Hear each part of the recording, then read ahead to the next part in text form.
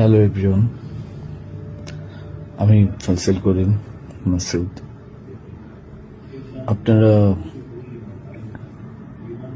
যে হাদি হত্যাকাণ্ডের সাথে আমার জড়িত থাকার কথা জানেন। আসলে প্রকৃতপক্ষে আমি হাদি হত্যার এই ঘটনার সাথে কোনোভাবেই জড়িত না। এটা একটা মিথ্যা বানোয়াট, একটা চক্রান্ত, যার কারণে আমি দেশ ছেড়ে চলে আসতে বাধ্য হয়েছি। আমি দেশ ছেড়ে চলে এসেছি এখন দুবাইতে আছি। আমার দুবাইয়ের 5 বছরের মাল্টিপল ভিসা ছিল। যেভাবে হোক অনেক কষ্ট করে দুবাই চলে এসেছি। আর আপনারা এই হাদি হত্যাকাণ্ডের জন্য মিথ্যাভাবে আমার ফ্যামিলির সবাইকে জড়াইছেন। তাদের কোনো দোষ নেই, তাদেরকে আপনারা সবাই মিথ্যা হয়রানি করছেন। যেভাবে পারছেন সেভাবে অত্যাচার করছেন। আসলে এটা বলে বোঝানোর মতো না।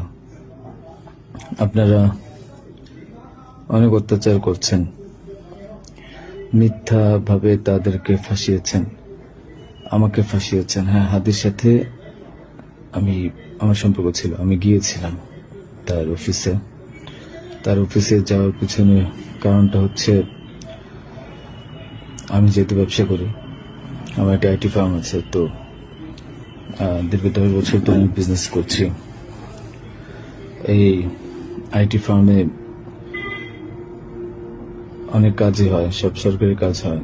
তো এখানে একটা কাজ ছিল অর্থ মন্ত্রণালয়, একটা কাজ ছিল আপনার খাদ্য মন্ত্রণালয়। তো এই দুইটা কাজ নিয়ে আমি কথা বলতে গিয়েছিলাম।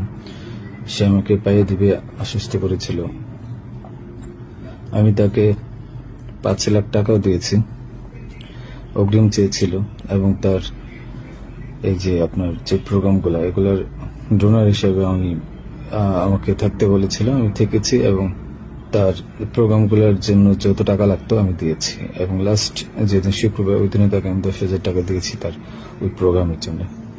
এখন কথা হচ্ছে, আমাকে মিথ্যাভাবে ফাঁসানো হয়েছে। এগুলা যেহেতু হাদির সাথে জামাতের একটা কানেকশন আগে থেকেই ছিল, ও জামাতের প্রোডাক্ট। তো সেই জন্য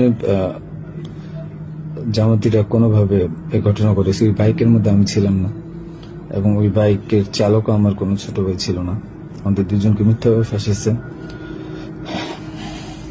এখন কি বলবো, এই জন্য আমার পরিবার ভুক্তভোগী।